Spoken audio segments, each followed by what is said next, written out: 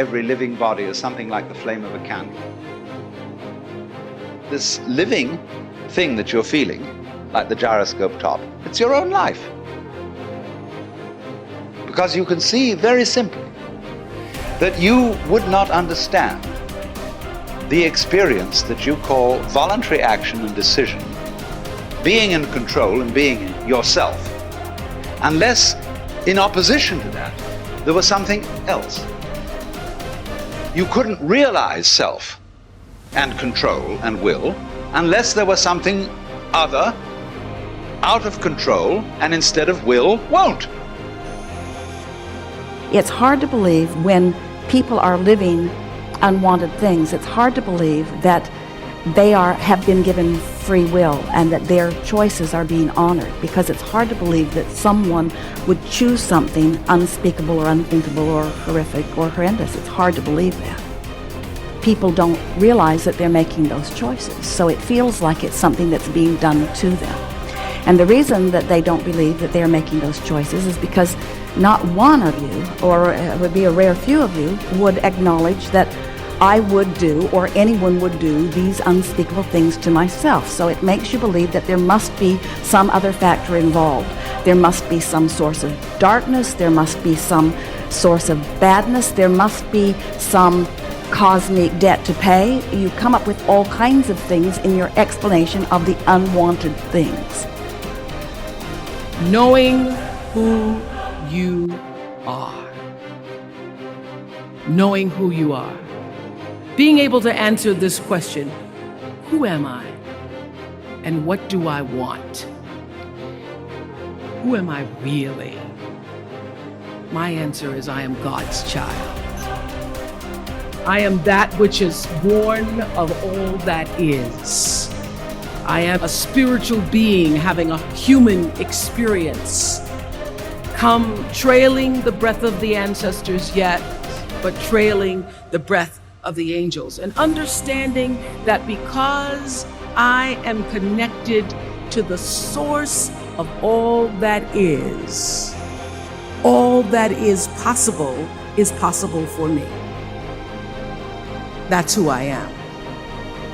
And that each and every one of us, when we close our mind to what is possible for us or what is possible for humanity, closes off the genius that resides and lives in each and every one of us. Having an open mind, it means opening yourself up to the potentiality and the possibility that anything and everything is possible. So having a mind that is open to everything and attached to nothing really means finding within ourselves the ability to get rid of a trait that I find so common in the contemporary world. And what do I want? I don't want to just be successful in the world.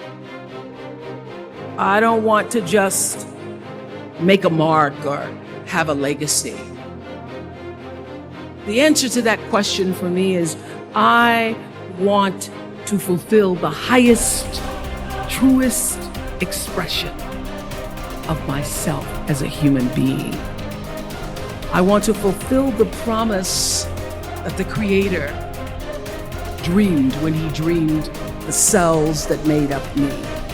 What do I want? You must have some kind of vision for your life. Even if you don't know the plan, you have to have a direction in which you choose to go. What I've learned is that's a great metaphor for life. You want to be in the driver's seat of your own life, because if you're not, life will drive you.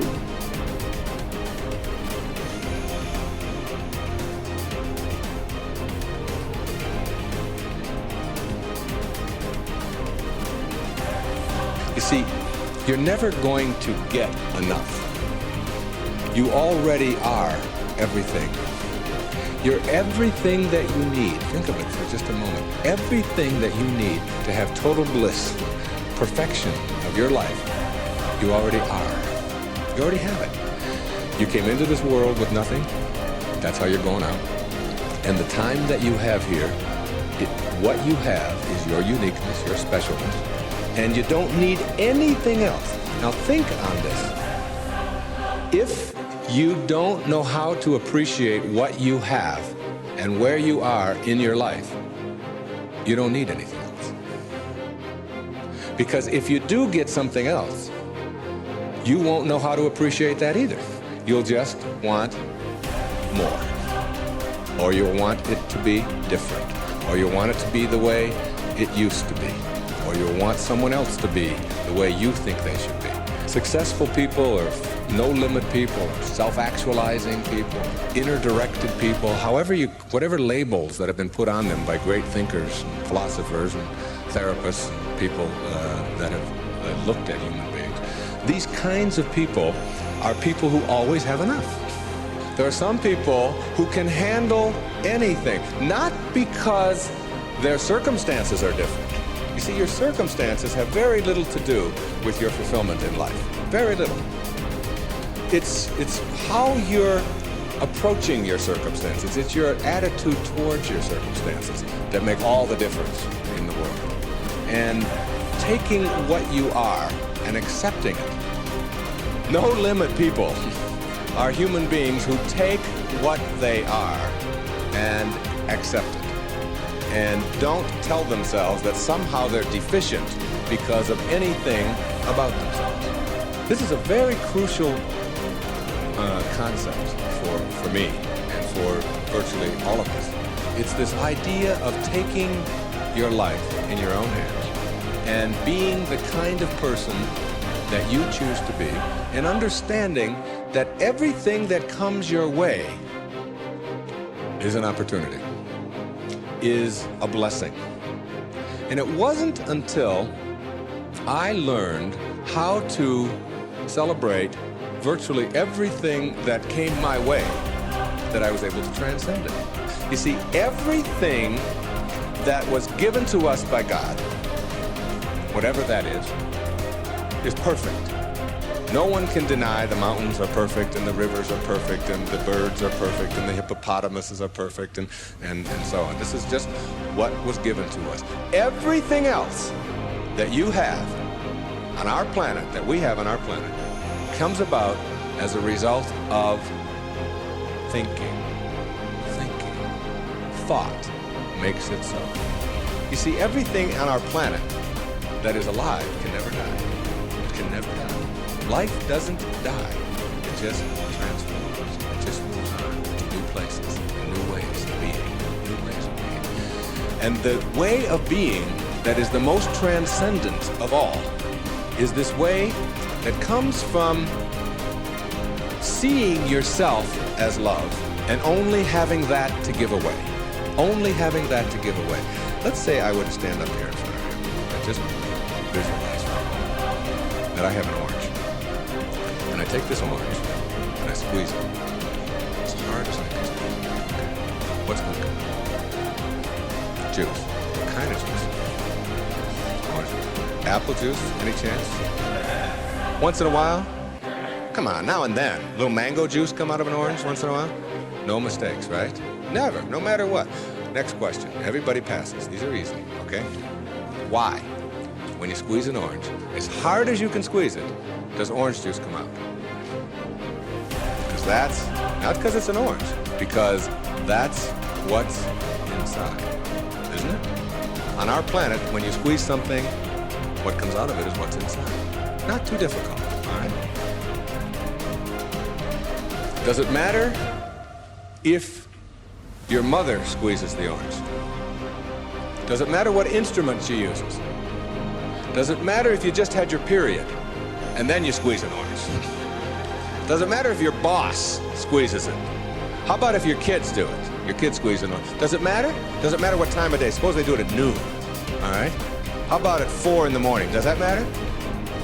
Whenever you squeeze an orange, the only thing you get out is what's inside, right? No argument. Same thing works for you.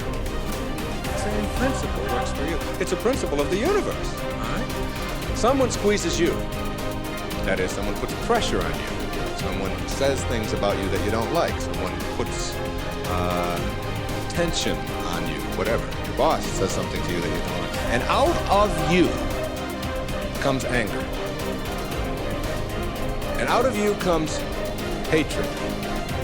And out of you comes fear. Or out of you comes stress. Or out of you comes tension. Why? Is it because of your boss and the way they squeeze you? Never. Is it because of your mother? I mean, she really can be a pain sometimes, right? Is it because of your children? No. What comes out of you always when someone squeezes you is what's inside. This is the vital principle of being a no-limit person. It's so crucial to get this and understand that if you have any hatred in your heart for anyone in this world, or any anger or any fear or any of those things, it has nothing to do with the rest of the world. It only has to do with what you put inside. Now, how does what gets inside of you get there? That's the key. How does it get there? As you think. Only as you think. You see, there's no anger in the world.